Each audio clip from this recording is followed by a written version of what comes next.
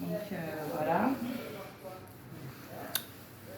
Alors, oui, sur le protocole, je vous rappelle qu'il y a des petites percussions qu'on peut faire comme les douches, un petit peu partout dans le massage. Quand il y a un moment où vous avez un trou ou quand vous ne savez pas quoi faire comme transition, petite percussion, gentille, hein, pas bam, bam, bam, bam.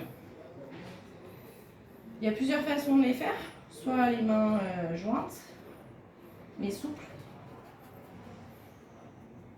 Les percussions, ça marche bien pour réchauffer. Soit dos de main, mais pareil, hein, c'est souple.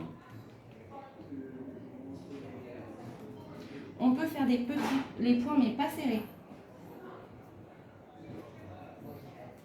Pas contractés du moins. Et voilà, ça c'est très efficace sur le chemin des reins. Là.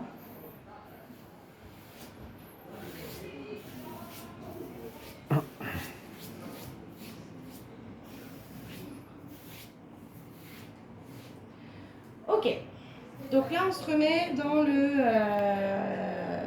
On a fini le piano. On se remet dans le protocole. On a fini le piano, d'accord?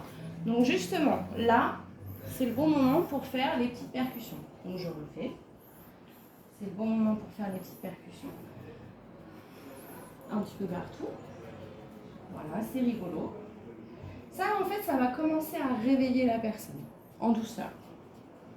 Et puis, on peut nettoyer. Là, la personne avec la douche, elle va se dire, bah, en fait, elle a tout fait, c'est la fin. Et en fait, non. Quand il y en a plus, il y en a encore. Donc là, ils vont commencer à se réveiller un peu, à se dire, oh ma mère, c'est déjà la fin. Voilà. Là, on peut, avec la douche, on peut descendre sur les cuisses aussi. Ça fait bien. Voilà. Donc on nettoie bien, on fait une grande douche là. Et puis, on va retravailler un petit peu sur les cervicales. Voilà. Avec des crochets, les poings en rotation. Avec une pression quand même modérée, légère même. Voilà, les petits crochets. Et puis on va juste passer, c'est pas tout à fait les essuie-glaces. On va juste faire comme si nos bras c'était des rouleaux à pâtisserie. Alors là, moi je change pas de position. Mais en vrai, je pourrais me mettre là et travailler comme ça et comme ça. C'est la même chose. Simplement, je sais que moi après, je reste là parce que je vais faire les étirements vers moi. Et donc, du coup, je me déplace pas. Ça, c'est une astuce de flemmarde. Ouais. De paresseuse. C'est plus fluide aussi. Les avant-bras, on fait des petits rouleaux avec les avant-bras. Un sens ou un autre, ça c'est à votre convenance. Voilà. En fait, il s'agit simplement de faire rouler son bras. Il n'y a pas nécessairement besoin de rajouter du poids de corps ou de la pression, parce que là, il y a déjà suffisamment de pression. Ok ? Et puis du coup, on va inciter la personne à se redresser. Et on lui dit, par contre, gardez les yeux fermés. Donc là, on se stabilise bien, parce que la personne, elle n'a pas de dossier. Donc on devient le dossier de la personne. Voilà. C'est là qu'on gagne alors. D'où l'importance du gainage. Non, ça fait mal au dos. Là, on va aller travailler autour de la tête. Donc on peut shampouiner. Avec les doigts, là, vous avez le droit d'utiliser le bout de vos doigts, c'est très agréable. Voilà, shampoing. Les oreilles, là, ça draine. On peut continuer les petits shampouinages sur le visage, au niveau des tempes. Voilà. Alors moi, je fais des 8, parce que je suis toujours en galère pour me rappeler il y a un sens quand même, mais je m'en rappelle jamais. Alors sur le visage, vous allez voir, j'ai pas énormément développé parce que ce sera vraiment en fonction du temps qui vous reste. De toute façon, si on fait le massage formation crânien, on pourra un petit peu modifier. Exactement, tu pourras intégrer des manœuvres. Voilà, là moi j'aime bien faire ça, la petite pluie comme ça, et même sur le crâne, ça fait beaucoup de bien. Voilà, voilà. Voilà, voilà. Et puis là, on va aller, on va dire au receveur, vous pouvez croiser vos mains derrière la tête. Comme si vous Ouais. Voilà. Et là, on va aller positionner ses mains sur les coudes. Et on va dire au receveur, on va prendre une grande inspiration ensemble.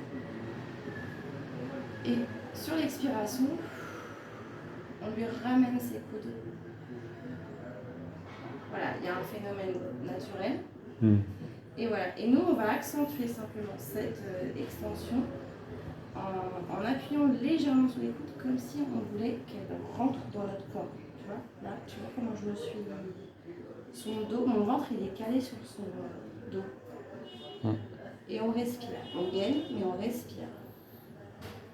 On ne doit pas sentir de, comment dire, de tétanie ou de contraction. C'est tout doux. Là, elle ne force pas. Et on les invite à respirer. Mais en fait, normalement, quand ils sentent notre respiration dans le ventre, ils respirent. D'accord ? Et sur une inspiration, on relève. Donc là, déjà, on a créé un étirement cervical et du haut du dos. Et maintenant, on reste dans cette même position. On va, avec une inspiration, ouvrir. On bloque un petit peu la respiration. Et on reprend une inspiration. Et sur l'expiration, on fait un transfert de poids sur l'arrière. On peut aussi décaler son pied selon la corpulence qu'on a. Voilà. Et on dit à la personne, surtout reposez-vous sur moi. Ne résistez pas, parce que si elle résiste, ça fait du poids en plus. Et là, on peut simplement faire une légère poussée sur les coudes, vers le haut, vers le ciel, vers le plafond. Légère, très légère. Mais chez elle, là, ça fait un grand étirement. Voilà. Et on reste un petit peu. Et on redresse la personne. Alors, pas d'à-coup. Donc c'est là que le gainage est ultra important et que la respiration est ultra importante. Parce que pour elle, il faut vraiment qu'elle se sente en sécurité, qu'elle se sente comme si elle était sur un matelas. Et c'est pas à elle de se redresser, c'est à toi de tout faire. Là, de tout... Voilà. Et ça, il n'y a que le gainage et la respiration qui le permettent. On accompagne le relâchement. Voilà. On attend que la personne soit bien stabilisée et du coup, on se dégage un petit peu. Voilà. Mais on reste en présence. On peut refaire une petite douche légère. Et voilà, on a fini notre massage.